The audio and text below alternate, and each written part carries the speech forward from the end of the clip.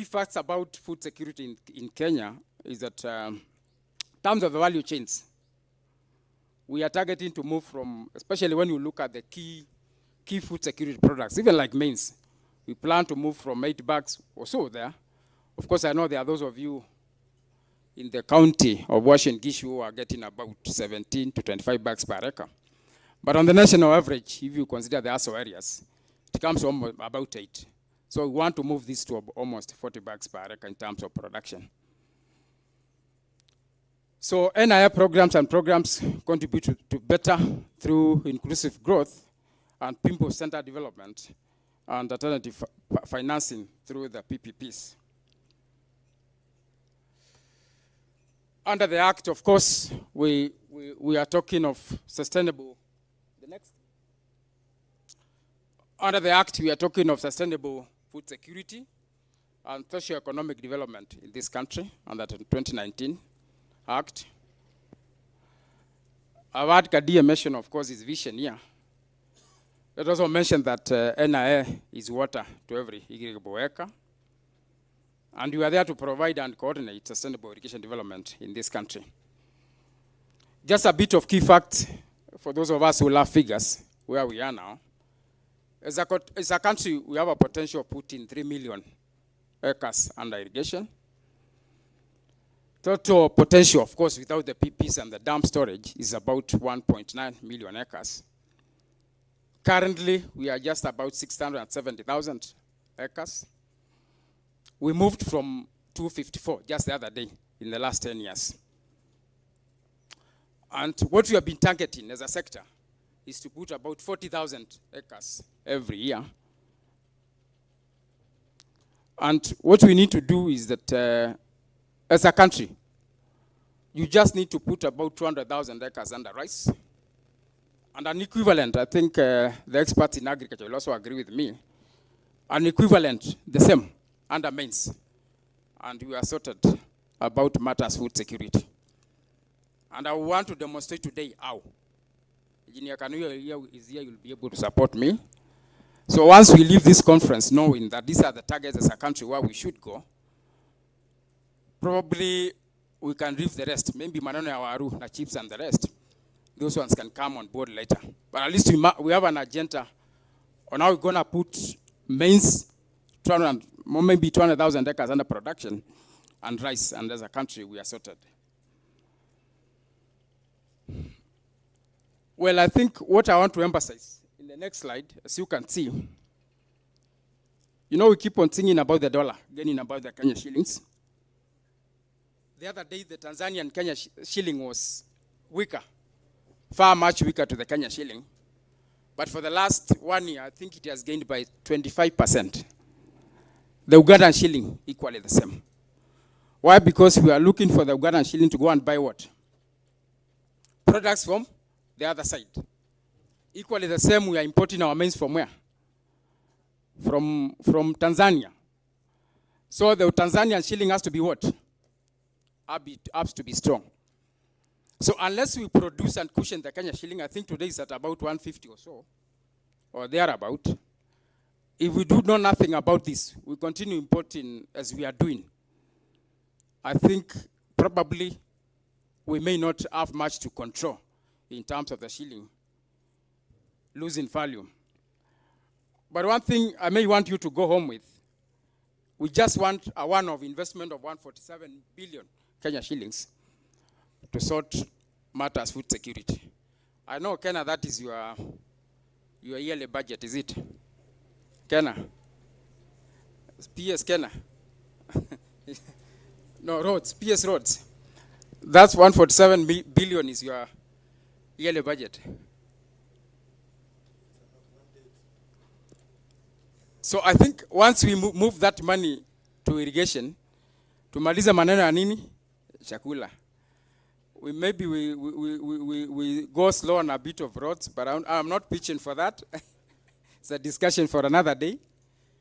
But that's what we need, holistically. That's what I'm trying to say. Let me go to water storage.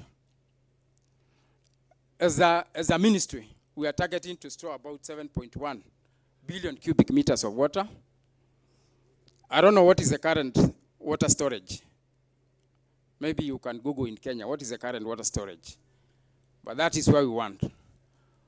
I think removing the hydropowers, the only known water storage for irrigation is the recently completed Thiba Dam, which is, I think we can go to the next slide, sorry. That is a Thiba Dam, which we completed about 1 year ago. And we have been able to expand the area under rice production in Mwea from about 25,000 to about 35,000 in a season, doing about 70,000 in a year. We have also been able to realize about 200,000 metric tons.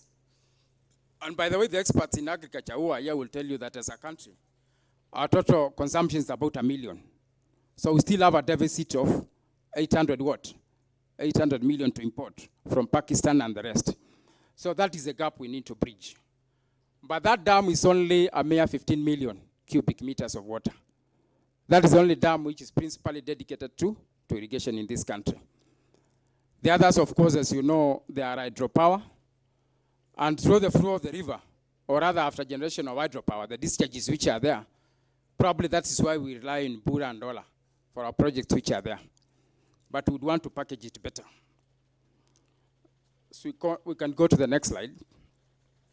But maybe one thing, because it's very interesting, and I cannot fail to mention, umesikia maneno ya high grand force. Have you heard about high grand force? Yes. The initiator is there. The other day, those of you who are keen, I signed off an agreement.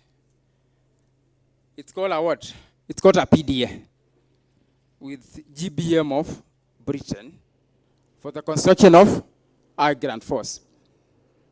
And our Grand Force dam is going to be the second biggest dam in Africa. After the what? This is an engineering forum. After what? The IS-1 what? IS-1 dam. It's going to give us about 1,000 megawatts of power. Those of you who are keen with statistics, you know the daily consumption in this country is about 1.4 million. I think 1,400 megawatts, the daily peak in this country. Maybe you can check a bit of that. Iron Grand Force alone will give 1,000. And its sample storage is 5.6 billion cubic. We can irrigate about 400,000 acres. Tana River, Garissa, Kitui, Mwingi sites, and also be able to give water in the satellite towns all the way. Garissa town, Mwingi town, all these other towns, and also have some impact in Embu, Tharaka-Nithi, and all those other areas. Let's believe it's going to be a success story. It's already signed, and the next 6 months we are going to be engaging with the investor, or rather the proponent, the proposer, the investor, so that we can farm it up. And I think a bit of that you will also participate in the studies, because they are going to be doing a SIA, farm up the designs. Of course, you need my contacts now. I can connect you. Pray that I go through the recruitment. You're a very good contact person. Nevertheless, whoever comes, I can still contact you. So it's going to be a big story. So I thought it's good something we share. The second dam, which is in this category, which is also going to be a big one, under the PPP, is the Galana Dam. And Galana Dam, there are these guys who have done expressway, China Bridge. They have already submitted a what? A PIP. And as we talk today, they are moving to the ground. Actually, I was told to take them to Galana. I should not come where. But I said now I should come at least. You know. So, but it's going to be a big story. In Galana, we want to put about 400,000 acres under what? Under production. But my first target is about 200,000 peke yake. And that sorts out the issue of maize in this country. So, of course, there are these other dams. You'll be able to interact with them. You can go to our website. All of them we have uploaded there so that you can see what we are taking through the PPP. But nevertheless, we are also saying we can also now do the smaller dams. Maybe the slide which is back. There are these small water pans. I think when you look at that picture, in as much as we think about the high ground and the high galanas and the rest, there are still potentials all over. There are those areas where we cannot do dams. So as an institution, what we have been doing, we have been harvesting the flood, looking at the small catchments, and we do these small water pans, maybe 1,000, 2,000, 3,000, 5,000 at those locations, at those localized levels. And if you go to case studies like Ukambani, those areas which are very dry, and Kajiado, these small water pans are a need. Farmers are able to do what we call supplemental irrigation, and they're able to at least get a crop. I think other than that, of course, we have our big schemes. Next. As an institution, we have Akinamwea, Aero, West Kano, Bura, Ora, Pekera, and the Bunyalas. Those who have been in this sector, at least in the water sector, are participated in one way or the other in these schemes. So as an institution, we also want to expand these schemes and bring more area under production, especially rice, because predominantly in these schemes we grow rice. Of course, when we talk of when we talk of irrigation scheme successes and challenges,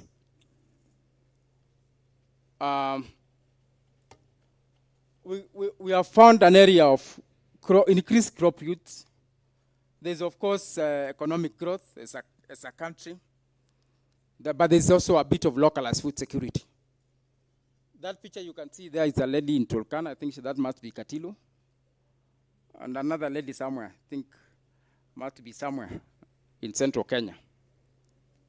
So in terms of challenges, which of course are there, I think NIA said that you will not recognize the challenges, but I want to recognize them. Because I need funds. There is low funding in this sector. Yeah? Hii pesa ya roads tuchukue kidogo, even half of it tuweke kwa irrigation. Tumalize hii maneno ya food security. Tukishashiba tutajenga nini? Barabara, si ndio? Of course, lack of funds come with the reduced infrastructure. We are not able to do that. There's management challenges, low farmer capacity, sometimes flooding, soil salinity issues, and water pollution. Next. I think that's more or less what I've emphasized on. Of course, there are emerging social issues to do with water allocations, administrative and technical capacities, but engineers are here, and we need to nurture them so that we can, have enough capacity in this sector, and also increase more area under production. Of course, proposed interventions and rather than the challenges. Next, I will be leaving my presentations. Those of you, I can see quite a bit of us are dozing off. I don't know whether it's because of food security. Upper Sirikwa, not outside where, Sirikwa.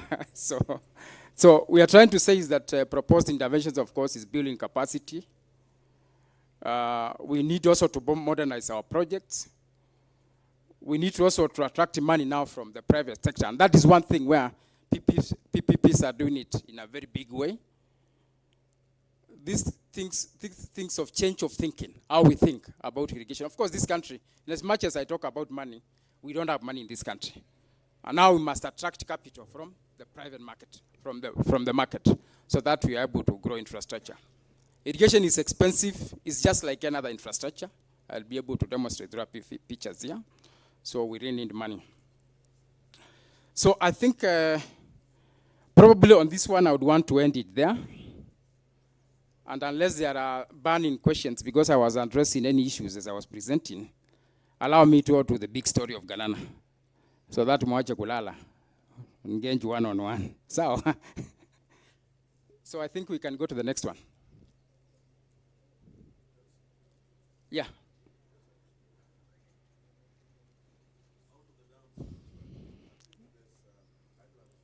Yes. Okay, yeah, sure. I've heard about the name.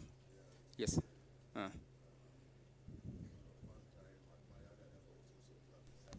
Yes.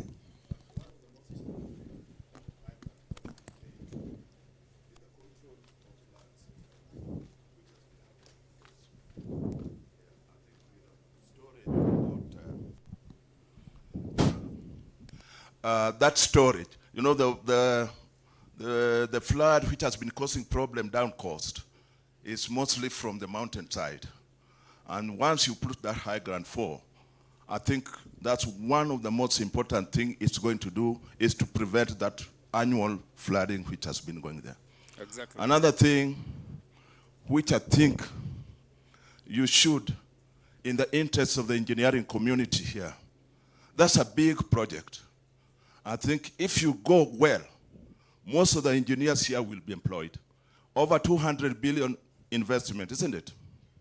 And I think if we do it well, most of our graduate engineers, most of the consultant engineers here will have a job. Hallelujah. Thank you. Thank you so much. Maybe you can continue with the presentation and we'll have that during the panel discussion, if that's okay. Okay. Okay. Sorry. Did I jump the gun? No, not at all. Not at all. It's a big story. And all the engineers, I think I look at them, they are happy. But it's quite a challenge. It's a big project. So I think we have a lot to do to support that project as a profession. So that we don't go back to blame games. Tuseme maneno haikufanya nini? Haikuwa mzuri. Now I've announced, as we move into the project development phase in the next 6 months, we must get it right as a country. So that before we go to concession, you know, most of the times, these things, it's a country, if you don't have capacity, before the financial closure, transaction advisor, you know, that kind of details. If you are not in fact, I'm looking for a transaction advisor. It's only that, and these guys are very expensive. But if you are good in that field, I think we can engage, even offline. Because really, we need a lot of advice before we do what? We sign these things. Serious transaction advisor. So I think we can go to the Galana.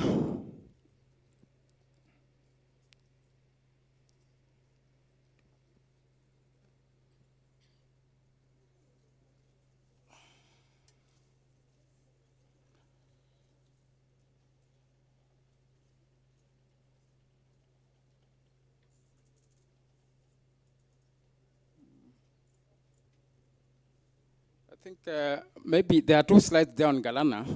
I would have wanted to use this one for audios. Maybe you open the other one. We'll borrow some audios from this as we present.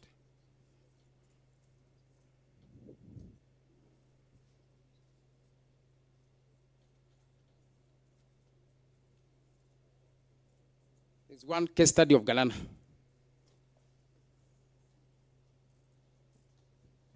So I think we just go straight to the next one.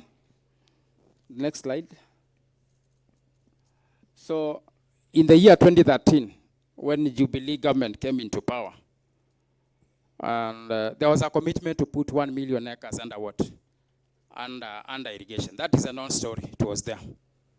So what we did, because in Galana ranches, we have about 1.7 million of a ranch in Galana, both Galana and Kulalu. We engaged some consultants to do what we call pre-investment studies, pre-visibility and pre-investment. And the project manager was Engineer Kanoi. I don't know whether you are supposed to close over at that time.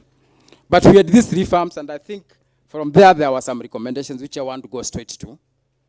And one of them is that in the whole of the Galana, right away from the flow of the river, we can put about 10,000 to 20,000 under production using the best flows of the other river. Then at that point, it's called Galana River.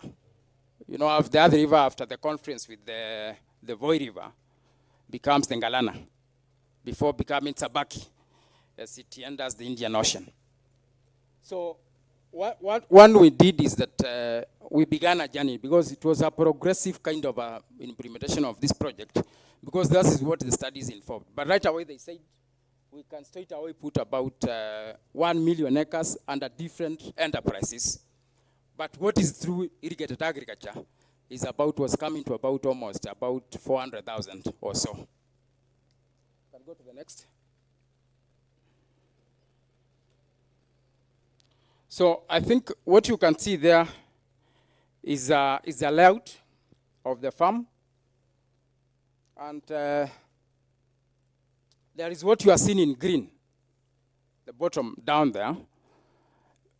You used to hear about green arava stories in Galana, and a bit of our chorus with, green arava. So by the time we had a bit of chorus and the rest they exited, they had already developed about 5,000. That is what you can see in that green color. Then after that, those rounds are center pivots. Each center pivot is about 165 acres, the small ones. The red ones are about other center pivots, which are about 200 acres each. Galana concept is that we are using center pivot system of irrigation, whereby now we are pumping from the floor of the river, use rising mains, of course, and use now precision irrigation now with center pivot systems, as for sprinkler systems. Go to the next.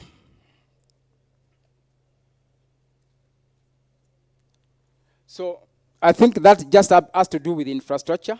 Of course, it captures the contractor was Green Arava. The contract sum was about 7.2 billion, quite some money. And by the time we terminated Green Arava and got rid of him, he had achieved about 85% in terms of construction. Let's just move to the next. But now, just to go back, what you can see there, these are filter systems. There's a combined harvester there. What you can see is a center pivot system here under irrigation. We have warehouses for storage of mains. And I think down there is a bit of an intake works, which is something now we are still now working seriously on, because we got a very short deal from the Green Arava. And one thing I want to mention is that when Green Arava came on board, it was a kind of a G2G kind of a thing because of the Israeli technology.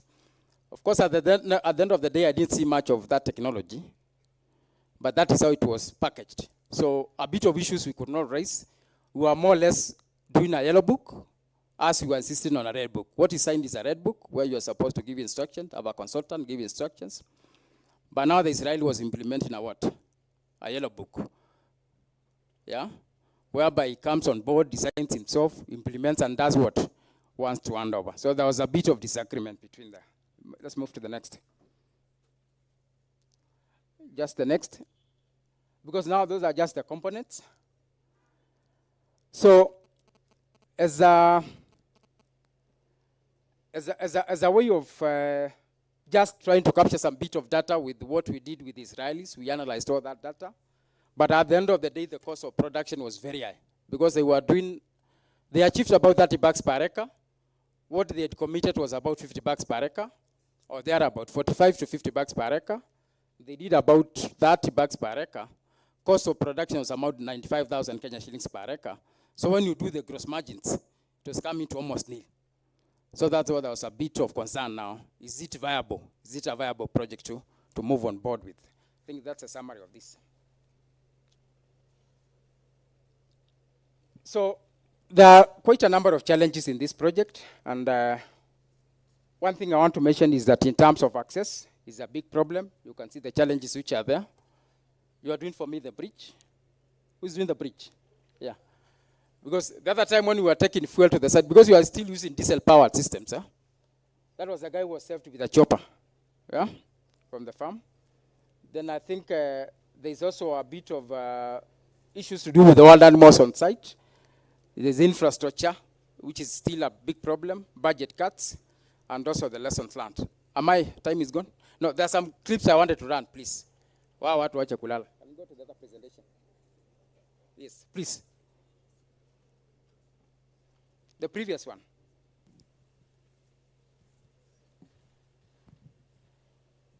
The previous presentation, please.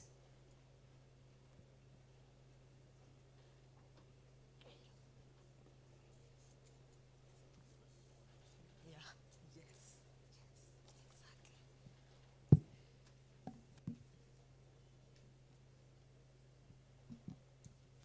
This one, I think. Just go round.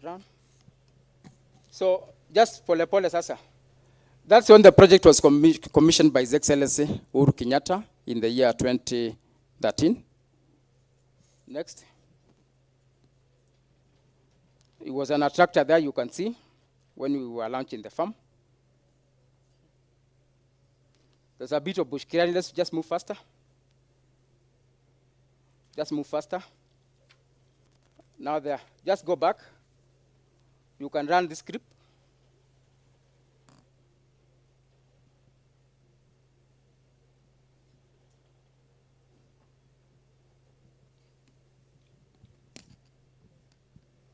It's not loading.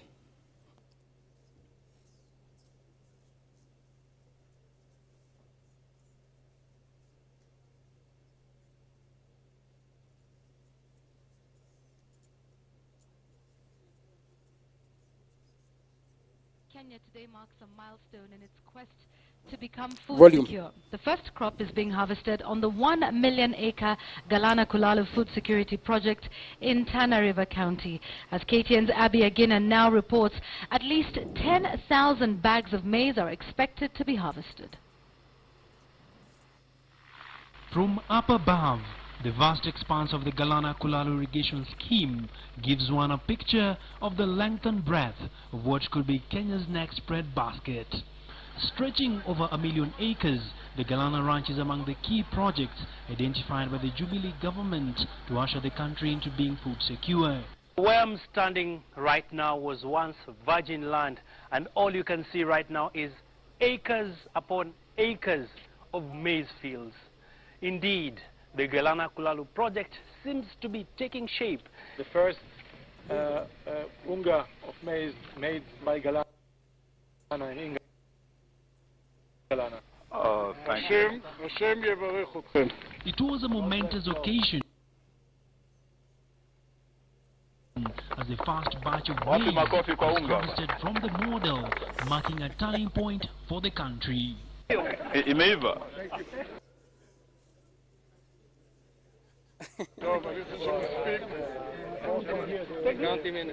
And now that Kenya has its own seed company, and Kenya has its own fertilizer company that will be ready by June next year, there is no reason why we should keep Kenya waiting for rain.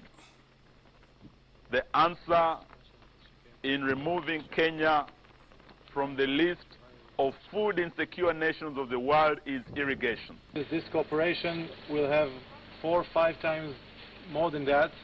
The model farm is being used as a demonstration block for the developing of the entire 1 million acres. Phase 2 of the project, which involves 200,000 acres, will commence as soon as the model farm is completed next year, while Phase 3 is expected to put the entire acreage to work. Locals here in Galana are quite expectant about the project. Tumeshukuru sana kwanza kwa sababu hasa sisi wakazi wa huku. Maybe you can stop there and go now to the next slide. I'll just show you what I'm doing now with the under the Kenyan Kwanza. Just run down. That was, by the way, also Baba came and gave, I don't know, if there's time you can listen to what Baba said about the project. Let's run. Let's run down. Down. That was with this excellency. That was just back. That was sometimes 5th of, the president was in Mombasa for the new year. And it's the first assignment he came to Galana from Mombasa. And he told me we have to make it work. And we are going to make it work through the PPP. Let me just go to the next one. That was a tweet which he carried. Let's go to the next. Now that one, you can play that one. That is end of public service, Felix Koskei, when I took him around the farm about two months ago. Maybe run that.